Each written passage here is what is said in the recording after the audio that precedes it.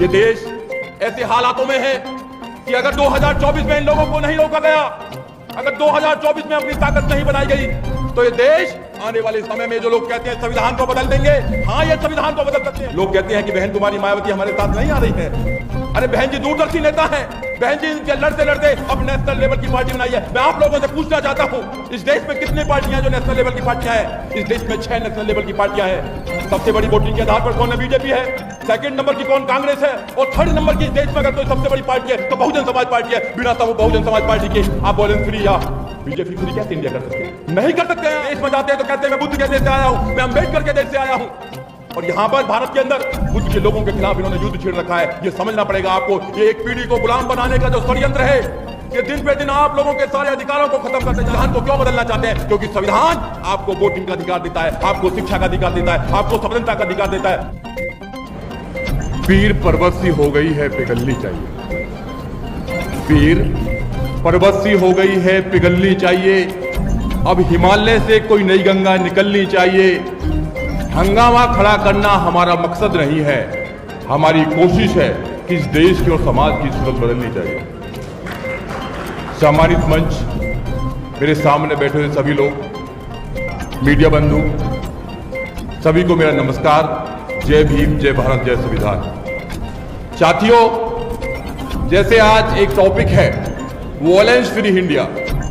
हमने वॉलेंस को किताबों में नहीं पढ़ा, हमने वॉलेंस को झेला है इस देश के अंदर। तो हमसे अच्छा वॉलेंस के विषय में कौन जानता होगा? 2500 साल से इस देश में हम लोगों ने वॉलेंस झेला है, हिंसा झेली है। हम जानते हैं हिंसा क्या होता है।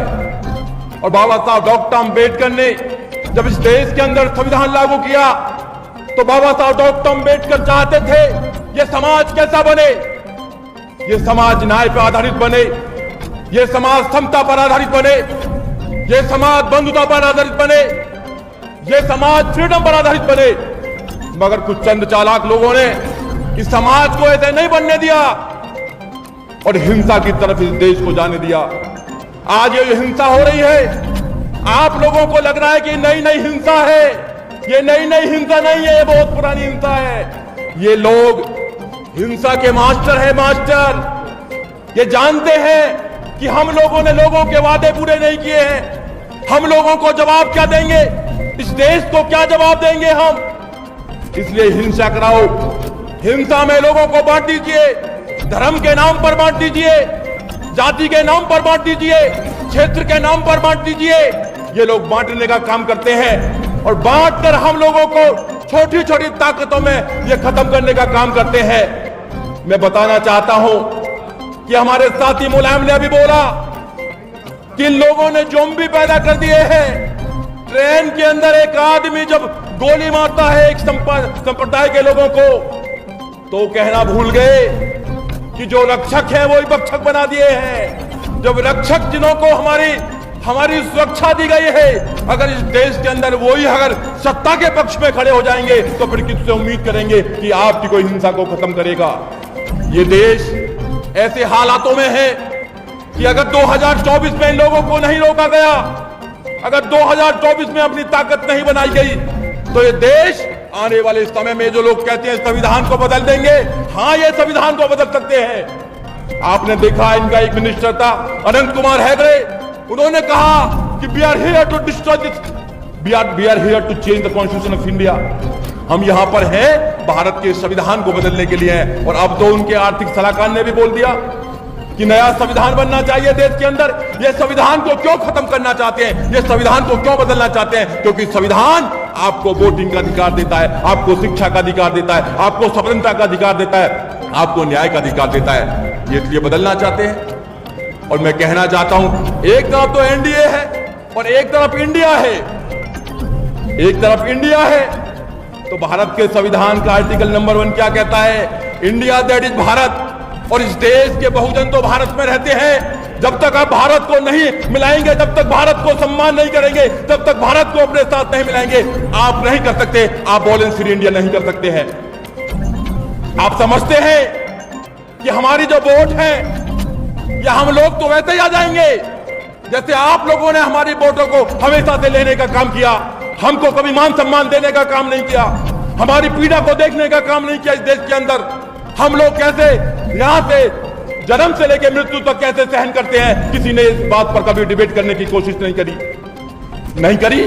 तो आज देख लीजिए आप देश के अंदर क्या हो रहा है। उन लोगों ने हमें बिखराव किया है, उन लोगों ने हमें नफरत के जाल में फंसा दिया है। ये नफरत का जाल इतना बड़ा हो गया है मेरे भाइयों कि अगर आज आप नहीं संभले तो कैसे संभलेंगे। लोग कहते हैं कि बहन कुमारी मायावती हमारे साथ नहीं आ रही है। अरे बहन जी दूरदर्शी नेता है, बहन जी लड़ते लड़ते अब नेशनल लेवल की पार्टी बनाई है। मैं आप लोगों से पूछना चाहता हूं, इस देश में कितनी पार्टियां जो नेशनल लेवल की पार्टियां हैं? इस देश में 6 नेशनल लेवल की पार्टियां हैं।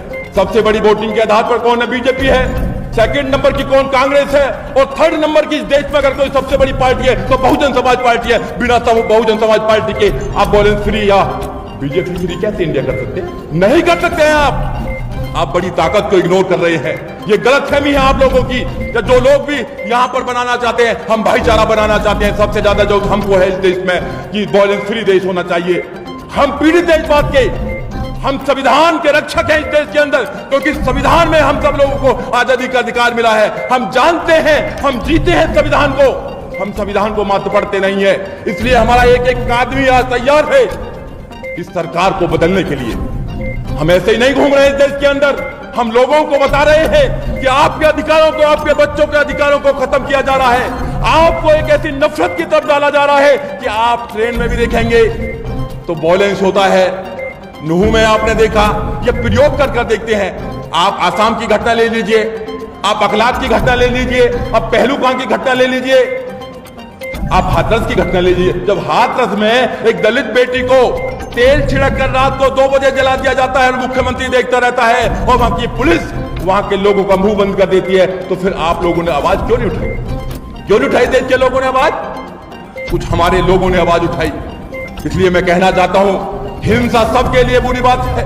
अभी पीपल साहब कह रहे थे हम बुद्ध के मानने वाले हैं, ये देश बुद्ध का है और बुद्ध के खिलाफ इन्होंने युद्ध छेड़ रखा है। इस देश में बुद्ध के खिलाफ युद्ध छेड़ रखा है। जब ये विदेश में जाते हैं तो कहते हैं मैं बुद्ध के देश से आया हूं, मैं अंबेडकर के देश से आया हूं, और यहां पर भारत के अंदर बुद्ध के लोगों के खिलाफ इन्होंने युद्ध छेड़ रखा है। ये समझना पड़ेगा आपको। ये एक पीढ़ी को गुलाम बनाने का जो षड्यंत्र है, ये दिन पे दिन आप लोगों के सारे अधिकारों को खत्म करते जा रहे हैं। और मेरे मुसलमान भाइयों, आप लोगों पर जो अत्याचार हो रहा है, अगर आपको एनआरसी हो, अगर इस देश में आपके ऊपर कोई जुर्म होता है तो बहुजन समाज अपना बाबा साहब डॉक्टर अम्बेडकर का संविधान और झंडा लेकर खड़ा होता है। नहीं होता तो बताइए आप लोग।